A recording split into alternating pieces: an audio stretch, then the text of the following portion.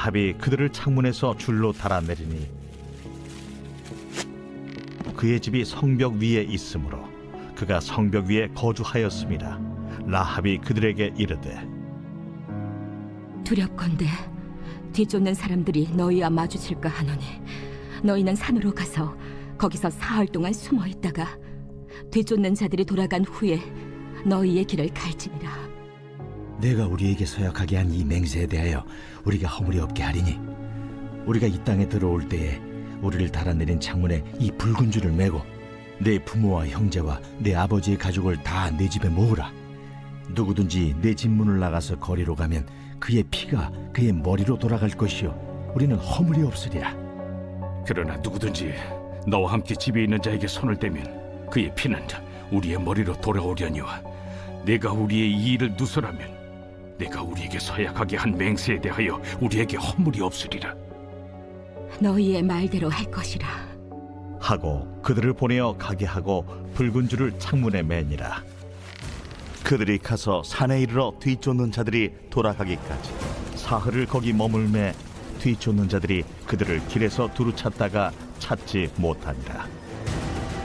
그 두 사람이 돌이켜 산에서 내려와 강을 건너 눈의 아들 여호수아에게 나아가서 그들이 겪은 모든 일을 고하고 또 여호수아에게 이르되 진실로 여호와께서 그 온 땅을 우리 손에 주셨으므로 그 땅의 모든 주민이 우리 앞에서 간담이 높도이다.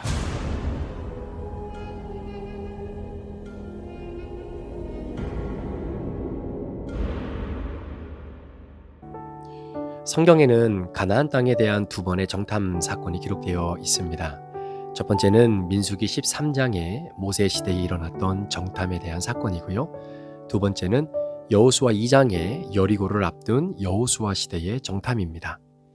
이 두 사건 모두가 가나안 정복이라고 하는 동일한 목표를 향하고 있지만 전개되어지는 과정과 결과는 완전히 다르게 나타나는 것을 보게 됩니다. 이 두 사건을 잠시 비교해 보면 믿음의 관점이 인생의 방향과 결말을 어떻게 바꾸는지 사실 깨닫게 되는 영적 원리가 숨겨져 있는 것이죠. 민수기 13장의 정탐은 백성들의 요구에서 시작되었습니다. 이스라엘은 하나님의 약속을 들었지만 사실 눈앞의 현실이 너무나 두려웠습니다. 그래서 결국 각 지파를 대표하는 12명이 이제는 가나안 땅을 정탐하게 되었고 그들은 포도송이와 과일들을 들고 돌아왔습니다. 그러나 그들의 보고는 풍성한 열매보다는 거대한 적군과 그 견고한 성읍에 집중되어 있었죠. 그래서 고백하기를 그 땅의 과실과 또 그 땅의 모든 열매들은 너무나 풍족한데 그곳에 살고 있는 이방 민족들이 너무나 피골이 장대하여져서 우리는 메뚜기와 같은 존재다 라고 말하면서 자신들을 굉장히 작게 여겼죠. 그들의 시선은 결국 하나님의 약속보다 내 눈에 보이는 그 현실의 어려움에 사로잡히게 됩니다. 결국 이러한 불신은 백성 전체를 두려움이라고 하는 감정 속에 빠뜨렸고 하나님께 대한 원망으로 이어지게 되지 않습니까? 그 결과가 어떻습니까? 이스라엘 백성은 약속의 땅 입성을 40년 뒤로 미루게 되었고 그 세대는 가나안 땅을 보지 못하고 광야에서 죽게 되죠. 자, 반면에 여호수아 2장의 정탐은 전혀 다른 분위기로 기록되어 있습니다. 자, 여호수아는 단 2명만 보내서 조용히 임무를 수행하게 되는데 자, 이 정탐은 사실 땅을 판단하기 위한 것이 아니라 하나님이 이미 주신 약속을 어떻게 우리가 그 땅에서 실천할지 구체적인 전략을 세우기 위한 정탐이었다라는 것입니다. 그러니까 민수기 13장의 정탐하고는 약간 성격이 다르죠. 자, 그래서 여리고 성의 라합을 이 두 정탐꾼은 만나게 되고 그리고 라합은 굉장히 놀라운 고백을 하게 됐죠. 우리는 이미 너희 때문에 마음이 녹았다. 무슨 말입니까? 가나안 사람들은 이미 이스라엘이 어떤 하나님을 섬기는지 듣고 두려워하고 있었다라는 겁니다. 자, 이 사실은 정탐꾼들에게 굉장한 확신을 주게 된 것이고 결국 이 두 정탐꾼은 다시 여호수아에게로 돌아가서 여호와께서 그 땅을 우리 손에 주셨습니다 라고 믿음으로 보고하게 됩니다. 자, 그 정탐꾼은 사실 인생을 살아가고 맡겨진 사명을 감당하면서 두려움을 만들어낸 것이 아니라 오히려 믿음을 강화하는 그런 계기가 되어진 것이죠. 자, 이 스토리의 마지막 부분에 보면 여리고성은 이제 무너지지요. 그리고 약속의 땅은 이제 약속의 땅에 대한 정복은 본격적으로 시작이 됩니다. 여러분, 이 두 정탐을 가르는 결정적인 차이는 무엇이라고 생각하십니까? 외적인 환경이 아닙니다. 땅은 동일했고 성은 여전히 크고 적군은 여전히 강했습니다. 달라진 것이라고는 정탐꾼들이 세상을 바라보는 관점, 즉 믿음의 시선에 있었다라는 것이죠. 민수기의 정탐꾼들은 현실을 기준으로 하나님을 평가했고 여호수아 시대의 정탐꾼들은 하나님을 기준으로 현실을 바라본 바로 이 차이 때문이다라는 것입니다.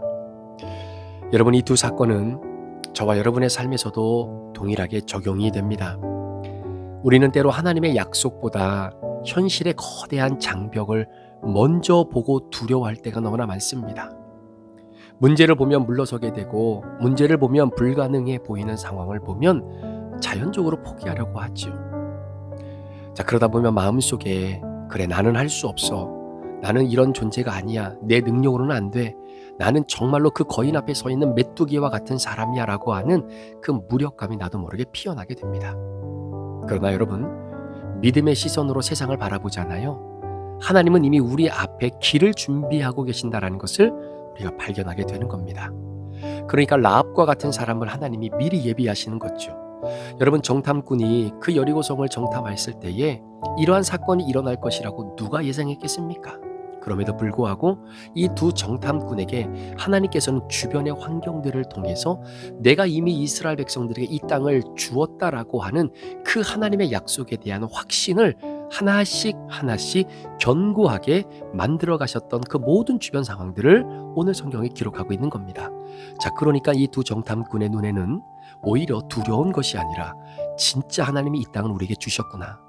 우리가 예상하지 못한 이 어려운 상황 속에서 라합과 같은 사람을 하나님이 미리 예비하시고 닫힌 문을 여시고 우리보다 먼저 일하시는 바로 하나님을 그들의 삶의 그 두려움 속에서 실제로 경험하게 되는 것이죠.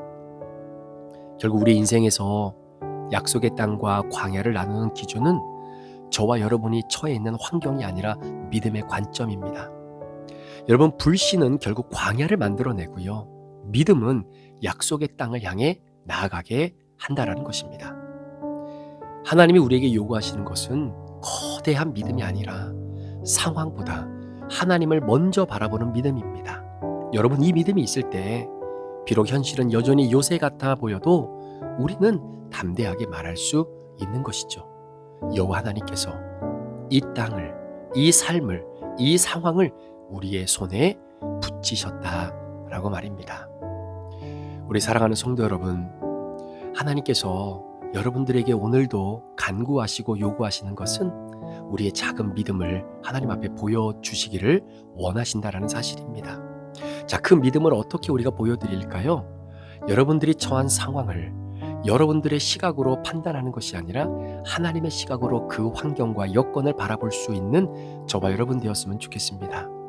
비록 내 주변의 환경, 내가 처한 이 환경 자체는 너무나 힘들고 마치 난공불락과 같은 그 여리고성처럼 크게 닫혀 있었던 그 문이 열리지 않을 것만 같은 상황의 현장이라 할지라도 여러분들이 바라보는 그 외부적인 환경으로 내 삶을 판단하고 기준 삼는 것이 아니라 하나님께서 라합과도 같은 사람을 이미 준비하셨고 이 사건과 이 환경과 이러한 저런 일들을 통해서 오늘도 이 두 정탐꾼에게 내가 이 땅을 너희에게 확실히 주었다라는 것을 믿음으로 바라보고 선포하고 깨닫게 하시기 위해 하나님이 모든 주변 상황들을 핸들하시고 조절하시며 이끌어 가신다라고 하는 그 믿음의 시각을 가지고 오늘도 여러분이 두 정탐꾼이 되어지는 인생을 살아가시면 어떠시겠습니까?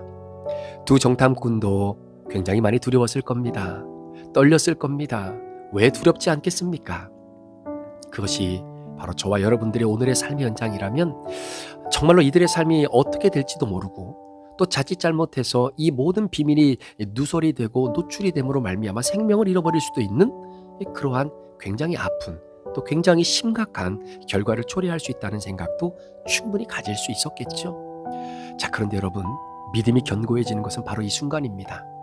그런 상황에서도 불구하고 주어지는 모든 환경과 여건들 속에 하나님이 나를 붙잡고 계시고 하나님이 행하실 것이고 하나님께서 우리를 이끌어 주실 것이다라고 하는 바로 그 사인들을 우리가 하나씩 하나씩 믿음으로 발견하고 느끼고 고백할 때에 우리의 믿음은 두려움 속에 함몰되는 것이 아니라 굳게 닫힌 여리고성이 믿음으로 열려지는 바로 그 은혜를 우리가 곧 바라볼 수 있게 되는 것입니다.